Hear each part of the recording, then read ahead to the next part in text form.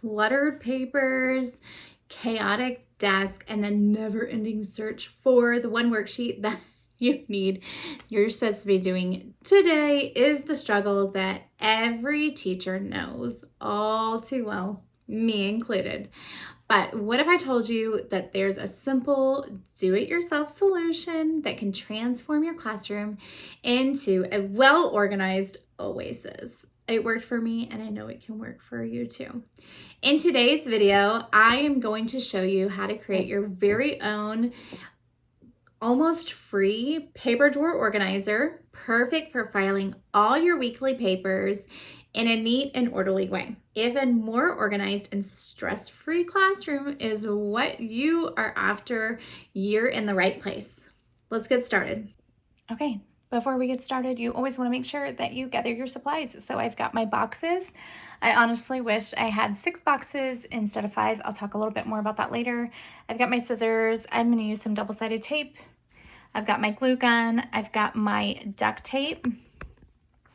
Labels, because I want to label the days. This is from one of my classroom decor sets.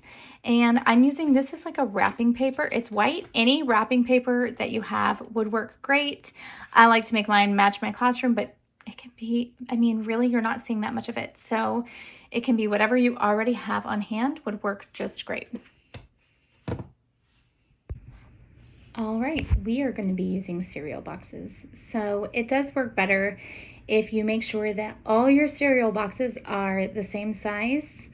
I realized later that one of mine is like a tiny bit shorter and it probably will need to get changed out. But for today's video, we are going to make it work. Also, in this video, I am using cereal boxes, which was definitely the cheaper option. I actually used cereal boxes and found that all my papers weren't fitting inside. So I revamped and I actually used boxes from the post office, Priority Mail. Flat rate boxes are what mine is made out of.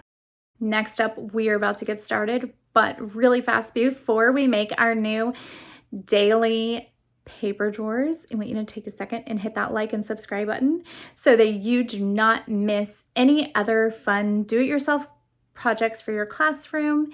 And let's go ahead and get started. First up, we are going to take our glue gun and we are going to just hot glue down all of the edges in the box so that they go inside of the box is personally how I like mine. I guess you could also do them on the outside. They just may not lay together flat. So you're going to do that for all 5 to 6 of your boxes.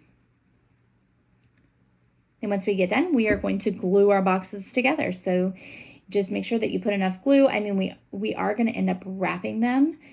I like to do mine in sets of 3 just because paper was not long enough to do all 5 or 6 in one. Plus, it makes it so easy to store them when it's not one big thing. It really is easier if you separate them. So in this, we are going to be making a set of 3 and then a set of 2. But ideally, I would do 2 sets of 3. And all you're going to do is you are going to take that wrapping paper and you are going to wrap it just like a little present.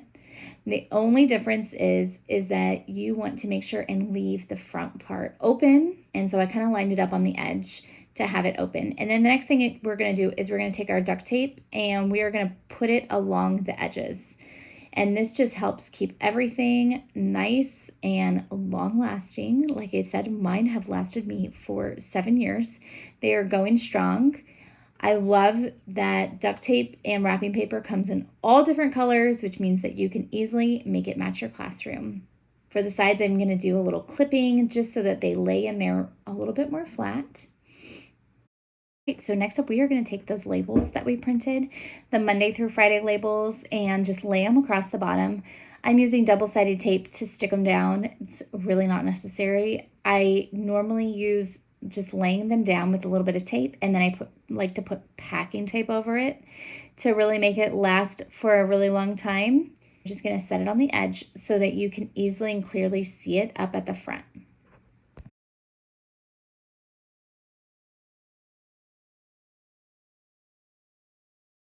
So now you might be wondering, okay, I've made this really cool drawer organizer.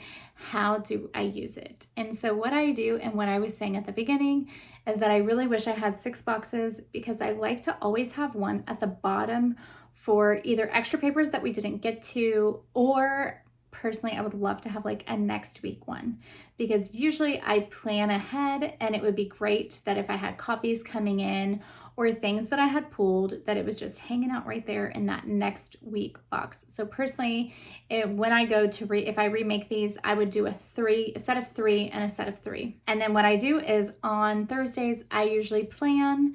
I'd be happy to do a video for you guys if you are interested. Go ahead and leave a comment below if you would love one on how I plan. And all I do is I go through and I pull all the books I need, all the papers we need, any supplies, and I gather all of those things, and I just put them in whatever day it's going to be, Monday, and then fill them up. And then it's so easy. Right before I leave for school, I pull out all my stuff, I lay it out, and I'm ready to teach the next day. If you have any questions about that paper drawer organizer that we just made, feel free to drop it in the comments below, and I will do my best to answer. Also, I would love to know, what are your do-it-yourself ways that you save money in your classroom? I might even pick a few to create for our audience and for teachers, because we all know that teaching can be so expensive and making your classroom look cute, and you just really want to make sure that you're doing it on a budget.